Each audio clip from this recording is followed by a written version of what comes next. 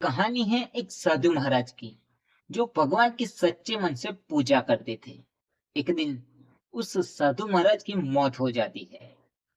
तो यमराज जी उनकी आत्मा को ले जा रहे थे। तब यमराज जी से वो साधु महाराज कहते हैं कि यमराज जी, मैंने सुना है कि जब इंसान मरता है तब वो स्वर्ग में जाता है या फिर नरक में जाता है। क्या ये बात सही है? यमराज जी कहते हैं, जी आपने बिल्कुल सही सुना है। तो साधु महाराज कहते हैं कि आप मेरी छोटी सी इच्छा है वो पूरी कर सकते हो?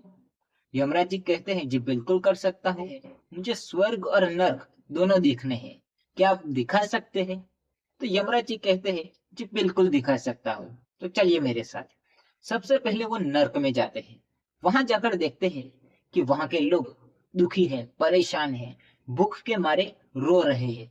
साधु महाराज देखते हैं कि उनके ऊपर एक मटके में स्वादिष्ट खाना रखा हुआ होता है, लेकिन उनके हाथ नहीं पहुंच रहे होते हैं, जिसकी वजह से वो भूख के मारे परेशान थे, दुखी थे।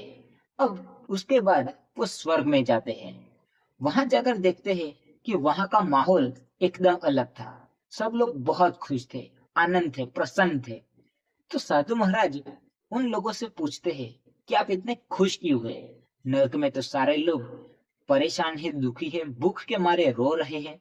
आपके यहाँ भी इस मटके में स्वादिष्ट खाना रखा हुआ है, लेकिन आप भूख के मारे दुखी नहीं, परेशान नहीं है, आप एकदम प्रसन्न है। ऐसा क्यों? उसमें से एक आदमी कहता है कि जिस तरह से हम दही हांडी फोड़ते हैं, ठीक उसी तरह हमें एकजुट हो जाते हैं। उसके बाद उस मटके में से खाना निकाल लेते हैं और खाकर उसे वापस वहीं पर रख देते हैं। इस तरह से हम भूखे नहीं रहते और हम खुश रहते हैं। साधु महाराज समझ गए कि आखिर चक्कर क्या है।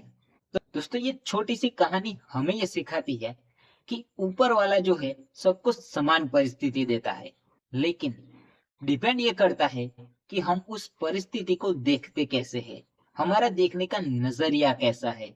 और हमारे जो कर्म है वो हमारे जीवन में बहुत मैटर करते हैं। इसलिए हमेशा अच्छे कर्म कीजिए।